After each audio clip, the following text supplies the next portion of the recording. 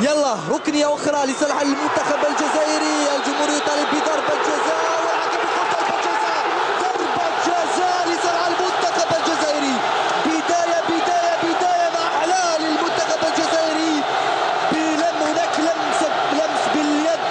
تخوفنا من غياب الماجيك، تخوفنا بعد ذلك من إصابة زياني، ولكنها تأتي ضربة جزاء في أجمل وأفضل وقت ممكن. أكيد يعني كانت في مقابلة مثل هذه هي البداية، هي المهمة جدا، وبالتالي ضربة جزاء في هذا الوقت بالذات تخلط أوراق للمدرب جيرات، خاصة الإعادة كان المسألة يعني واضحة، وكان الأيدي تاعو اليد اليمنى هي اللي مشات الكرة، اليد اليسرى جات لها الكرة ولكن باليد اليمنى مشى إلى الكرة، وبالتالي ضربة جزاء واضحة لا مجال للنقاش. ولكن الآن سنركز على رياض بودبوس أو على حسان يبدأ في ضربة الجزاء لصالح المنتخب الجزائري. يا حسان يبدأ، لا تتكلم مع اللاعبين، اتركهم يتكلمون مع الحكم وركز فقط، لأن هذه الضربة مهمة جدا.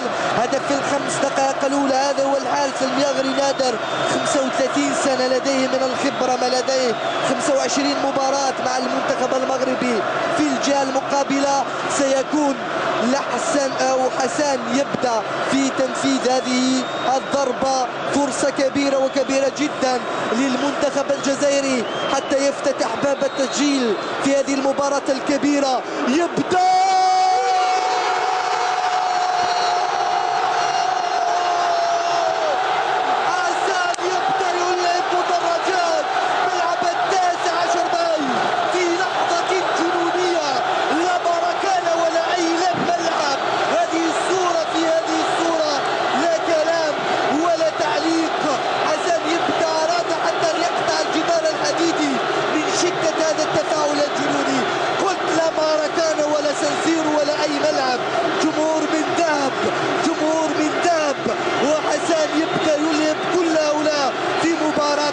إن شاء الله ستكون جنونية ومثيرة، كل شيء جميل. هاي الإعادة تفيق، الثقة واضحة، الثقة واضحة للاعبين. لا كانت منتظرة ثقة واضحة، لأن اللاعبين كلهم في أتم استعداد بالنسبة لهذه المقابلة.